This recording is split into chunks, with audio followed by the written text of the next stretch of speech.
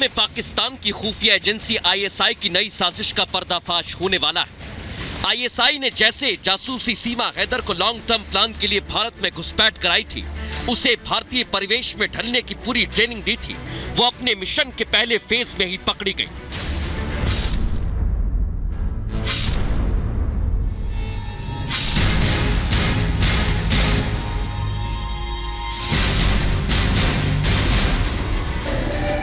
सीमा हैदर बचने के लिए उसी मोहरे का सहारा ले रही है जिसे उसने भारत में घुसपैठ का जरिया बनाया। हालांकि जब पूछता है भारत में, हमने उससे सीधे सवाल किए तो वो सकपका गई और कैमरे के सामने उठ जाना ही बेहतर समझा।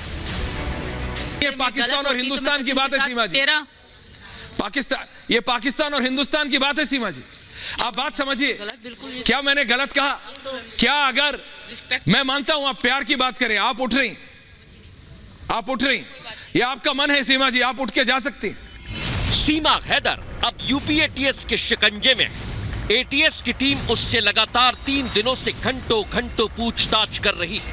एटीएस की टीम भी सीमा हैदर से पूछताछ के बाद हैरान है। सीमा जिस तरह से एटीएस के सवालों का जवाब दे रही है, वैसा करना किसी आम पाकिस्तानी के बस की बात नहीं। यही वजह है कि सीमा के जासूस होने का शक यकीन में बदल जा रहा है। एटीएस के अफसर भी 5वीं पास सीमा के सधे और संयमित जवाब से हैरान हैं। जी, आपको अगर कलमा पढ़ के बताऊं तो आप क्या कहेंगे इसके बारे? आप मैं कुछ नहीं कहूंगा, नहीं आता, मैंने सिर्फ आपके इंटरव्यूज देखे हैं सीमा। चाहती थी मैं, अगर आपको कलमा पढ़ के बताऊं तो आप जी, मैंने सिर्फ आपके इंटरव्यूज देखे जिसमें आपने कहा नहीं मैं भूल गई। क्या कहेंगे? एटीएस की टीम सीमा हैदर से पूछताछ में ये तो पता लगाने की कोशिश में है कि आखिर भारत में उसका मिशन क्या है, भारत में उसके निशाने पर कौन कौन लोग हैं, आखिर उसने सचिन को मोहरा क्यों बनाया और भारत में घुसपैठ के लिए उसकी मदद किसने की। सीमा हैदर को ट्रेनिंग कहां दी गई, भारतीय परिवेश और हिंदू संस्कृति में ढलना कहां से सीखा, भारत में घुसपैठ के लिए फंडिंग किसने की और सीमा के अलावा ऐसे मिशन पर कितनी पाकिस्तानी महिलाएं जासूस बनकर आई हैं। एटीएस की टीम इन्हीं सवालों के जवाब तलाशने में जुटी हुई है। सीमा के राज का पर्दाफाश होने से ग्रेटर नोएडा में उसके पड़ोसी भी दहशत में हैं। हालात ये हैं कि जो पड़ोसी उसे बहू समझकर पलकों पर बैठा रहे थे, अब जासूस वाला राज सामने आने पर उसे पाकिस्तान भेजने की मांग कर रहे हैं।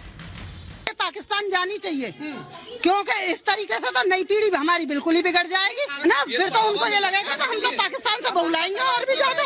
5वीं पास ये बता रही है, कराटेदार इंग्लिश बोल रही है, कंप्यूटर चला रही है, 4 जो कि पासपोर्ट लेके आई है, दुनिया भर के बॉर्डर पास करके आई है।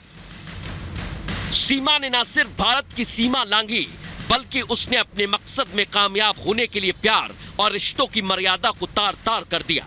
सीमा की साजिश का खुलासा होने से भारत पाकिस्तान के रिश्तों में भी खटास और ज्यादा गहरी हो जाएगी। ऐसे में सवाल ये कि क्या पाकिस्तान भारत के खिलाफ कोई बड़ी साजिश कर रहा है? क्या सीमा भारत के खिलाफ किसी बड़ी साजिश का हिस्सा है? क्या आईएसआई भारत के खिलाफ साजिशों के लिए महिलाओं और बच्चों को प्लांट कर रहा है?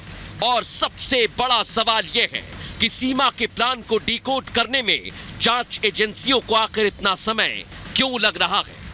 पूछता है भारत।